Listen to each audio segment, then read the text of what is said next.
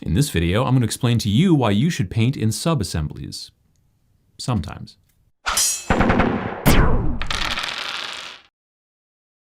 So as you gain experience in painting, you will find that there are certain things that you can look at and go, I'm going to cut a couple of corners there, but I'm not going to cut corners over here. You know, you can kind of, like, I spend more money on paint, but I don't need to spend as much money on brushes. Or I do this, but I don't quite necessarily do that. And it totally depends upon what type of painter you are. Are you painting just predominantly for tabletop? Are you painting for things to have on the gaming table? Or are you getting into display painting? Display painting is a completely different animal.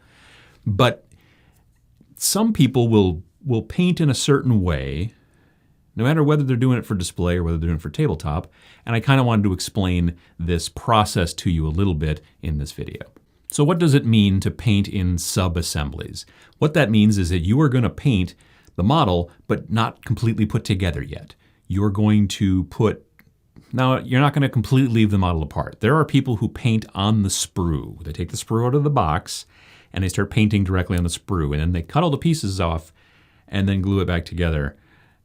That way leads madness, in my personal opinion. If you do it that way, that's cool, and if it works for you, it works for you. But for me, that would drive me insane. So that's not what I'm talking about here. What I'm talking about is putting together the majority of the model, but leaving some parts off that may cover other parts that you still want to paint. And then once you get those two sub-assemblies painted, then you glue them together as the last step, and then you have a finished model. Now, the question is, when should you do this? When should you paint in sub-assemblies? And like most things in life, the answer is, well, it depends. If you are a display painter, you are trying to win some awards, or even if you're not trying to win some awards, but you want to make a really nice looking display that's going to sit there on the mantle or wherever and just look great, you're probably going to paint in some sort of sub-assembly. Even if it's just, I'm going to paint the model separate from the base. That, in my opinion, is still painting in sub-assemblies, because you're going to do all the work on the base, get all that stuff, you're going to do all the work separately in the model, and then last step, you're going to put them together. That's fine. When I'm talking about gaming models you're going to use on the table, sub-assembly becomes a little bit of a different story. So we're all generally, I assume at this point, probably familiar at least with the look of what a Space Marine model looks like. A general foot soldier type Space Marine. They generally have a giant gun called a bolter, and they hold it right in front of themselves. And that makes it very difficult for you to paint the eagle or the skull or the eagle skull or the skull eagle or whatever on their chest, because the gun is in the way. Now, for years, and still to this day, if I'm going to paint a Space Marine, I am going to ignore the chest because the bolter's in the way. If I can't see something, I don't feel like I have to paint it. Just call me weird. And there are plenty of people out there who take that effort. They will keep the gun off. They will put the guy together with his hand and his arm, and he'll look a lot like me right now because I don't have a bolter in my hand. And then they will paint the guy, take the time to paint on the chest and all that stuff, and then last thing they'll do is they'll glue the gun in there. And I'm assuming they must paint the gun before they stick it in there, but whatever. I don't generally do that because, again, if I can't see it, then I don't need to paint it. But when I was doing my Chaos Warriors earlier in the year for my Age of Sigmar army, they have a giant shield that they carry in front of themselves, and that's a little bit different than a bolter. This is a big, big thing that they carry. I would not say it's a tower shield, but it's an awfully big, this is not a buckler, this is a big shield. And there's a lot of stuff going on kind of behind it. And I thought it'd just be easier in this situation. Here's where the depends comes in. In this situation, I think it'd be way easier to keep those parts off while I paint and then put them on at the end. So how do you do something like that? Well, the easy answer is you just don't glue them together, and then you glue them together later after you've painted them. But there's a lot more to it than that, obviously. When you have this tiny little, shield, which is big in comparison to the guy, but you have this tiny little shield, it's very difficult to try to prime it and paint it and do all those little things to this tiny little shield in your hands. And you're going to get paint on your fingers at the very least if you're lucky, and it's just going to make a mess. So you need to have some sort of handle, basically, for that shield in this situation. So what I like to do is I drill a hole. Like the shield on those guys, it has basically a ball where the elbow would be, and it goes into a socket on the guy's body, and that's where the elbow ball socket thing would go. So what I do is I drill a hole into the ball, and with my pin vise, a very small hole, and then I take a toothpick, aka a cocktail stick, and I glue it into that hole. And now I have basically shield on a stick. So I can take that, and I now can take that, prime it, I can take it and paint it. I've got a handle basically to hold onto that little piece, and I can do that. And then when I'm waiting for it to dry, because it's a pointed cocktail stick, I can stick it into a piece of foam, like, styrofoam or something like that on my desk, and it'll sit there and just be, it'll dry. And when you're painting a bunch of guys at once, like I did with my warriors, I had a big block with just a whole bunch of shields stuck in it. And I can try to keep track of which ones were which by making little marks on the sticks. But, however you want to work that out, that's fine. The fact of the matter is that you need that kind of, handle to make it so that you can, not have to be touching the shield and knocking all the paint off of it with your fingers, getting your oils on it and all that kind of stuff. It sounds fussy, but it's really not that difficult once you get the hang of it. All you do is you just drill a hole, glue in a little bit of a stick, a little piece of, toothpick, and then you work from that. Now here's another complication that has to do with painting in subassembly. The best glue seal is when plastic is touching plastic, if you're using plastic models, of course.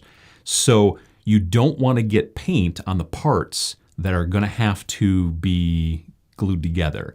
If you glue a painted surface to a painted surface, it's much more likely that part's going to come apart. So the trick is how do you not paint the parts that you don't want to get paint on when you're doing this? You're spraying primer, you're doing all that stuff. How do you do it? Well, we go back to our friend Poster Putty, which I've referred to and talked about in videos before, like this one, Pachow.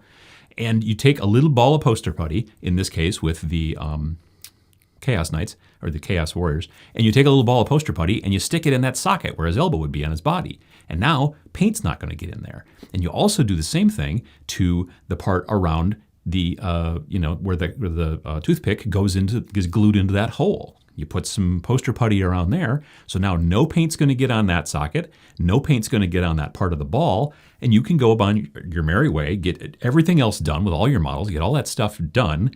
Last step, you peel off the Poster Putty, and if it's got some paint on it, that's fine. Usually if you just sort of knead it, it sort of like eats the paint somehow, and it takes care of it. I mean, over time, the Poster Putty will go bad, but it's cheap. So now you've just got this painted shield that's on a stick, and you've got this guy who, he's got a nice bare plastic socket where his elbow would go. And now you got to get that stick out. Now you could sit there and try to wiggle it and get it out and do all that stuff. Or you could just take a clippers to it. It's really super simple. You just clip it right off, right up against the ball, and it doesn't matter. Now you take a little bit of glue, you glue it into that socket, and you get a guy that looks like this. So you've got a nice, easy to paint guy. It's very difficult to paint around a big honking shield like that. It's just very difficult. This way you don't have to. I did Varangard, those big, giant horse-riding guys for Chaos. I did 3 of them also earlier in the year.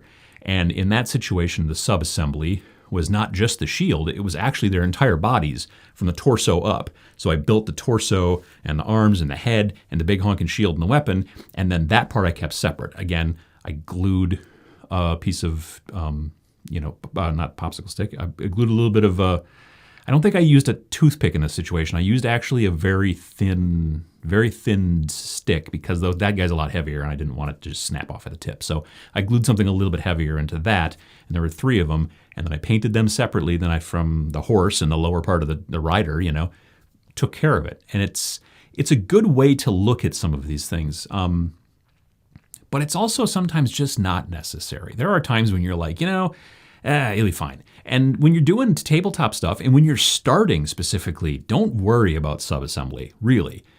Only start worrying about subassembly once your painting level gets to a certain point, or if something is just really weirdly built and there's just no good way to do it. Then attempt it, certainly. And don't be afraid to attempt it when you want to, but don't think you have to. Subassembly is a great thing. It's a great arrow to have in your painting quiver to really get it so that you can kind of go to that next level and you can paint something and be a little bit more comfortable with it. A lot of times it's not so much that people look behind the shield to see what's going on there. It's that when you're painting, if the shield's already glued on in that situation, you get nervous about getting paint on the shield in the spot you don't want to, and then it just throws off your entire thing. So if that shield's just not there, you can just go to town on the figure, then glue the shield on a little bit later, and you're all set. When you get your next kit that you're going to start working on, look at it and think to yourself, does this need to be painted in sub-assemblies? Would there be some benefit to it? There's a cost-benefit analysis for time about whether you're going to do it one way or whether you're going to do another. But take a look at it and think about it, because it can really bring a paint job to the next level, and we're always looking to improve. And I don't know, sub-assemblies for me, I haven't started doing it until literally this year, but I'm really starting to like it.